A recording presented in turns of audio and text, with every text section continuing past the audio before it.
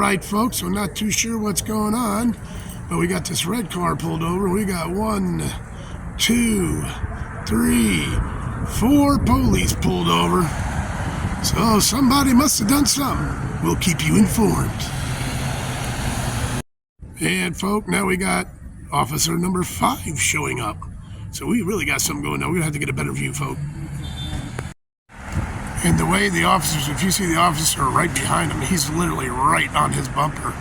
And the one that's in front behind this officer, it's the same way. They have him, so there was no way he was getting away. He wasn't going to be able to run. So, you don't know what it is. It could be a mental health situation. It could be criminal, could be whatever, but we'll see. Well, he rolled down the windows to allow them to visually look, and one officer reached in and grabbed the coat, so he's searching his coat. But still, they haven't moved, so we'll keep watching. As I thought, if you look right here, these are probably caseworkers coming to talk to the guy. I was curious. I was thinking it might be a mental health situation. And I will tell you one thing about the Middletown Police Department. They've got some good training when it comes to the mental health stuff. They will just sit there and they will stay with the individual until the caseworkers come and they figure out what's going on.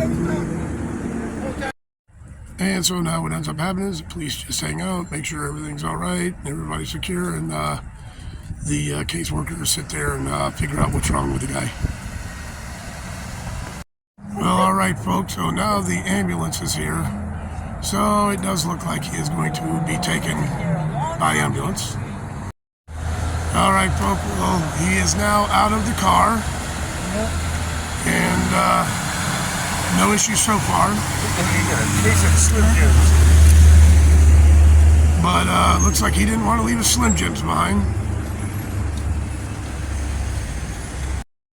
All right, so he's on the stretcher, and so far it's looking like there ain't gonna be no incidents. That's a good thing, and hopefully he gets the help he needs tonight.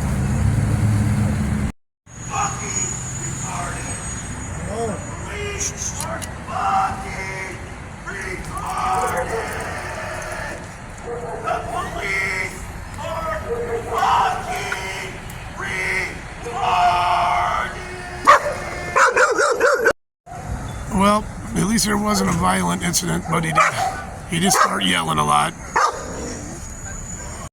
Well, all right, folks, so the ambulance has taken him to the hospital or wherever he's going, and he's got a family member here that's going to be able to take the car so the car doesn't get towed or anything like that. And the Middletown Police Department is going back to doing what they do. Well, alrighty, folks, so you got me and old Butchie Boy back at the planetarium. He's just over here looking out the window. There he is. Hey, big boy. So, anyways, as I was saying, I wanted to touch on that a little bit more. Middletown Police Department has some really good training, and as far as I'm concerned, some really good officers. You got to figure, back in the day, that could have turned into a lot more. The guy, obviously having a mental health situation, could have got, he was yelling and hollering. The cops would have had to try and restrain him. He would have probably gotten more violent. Then there's a butt whooping somewhere. Somebody could get hurt, and in the hospital pretty bad. But nowadays, especially here in Middletown, the way that the officers here handle it, I've seen it multiple times where somebody's just having a really bad moment, a really bad day or something. Their mental health isn't quite right. Somebody calls on them, and the police show up, and they don't harass them. They don't this and that. They try to keep them in the space they're at, and keep them from doing anything.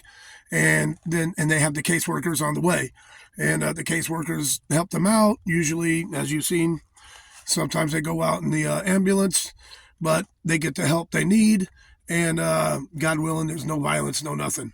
So I think our officers here in Middletown, Connecticut, great training and really know what they're doing.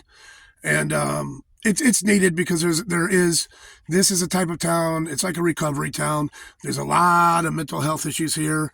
There's a lot of drugs here, a lot of alcohol abuse here. And these officers have to deal with it every single day. And usually it's the same people every single day. But, you know, they've got the training. They're doing what they do, and I think they're pretty dang good at it. So, anyways, I think I'm going to leave that there.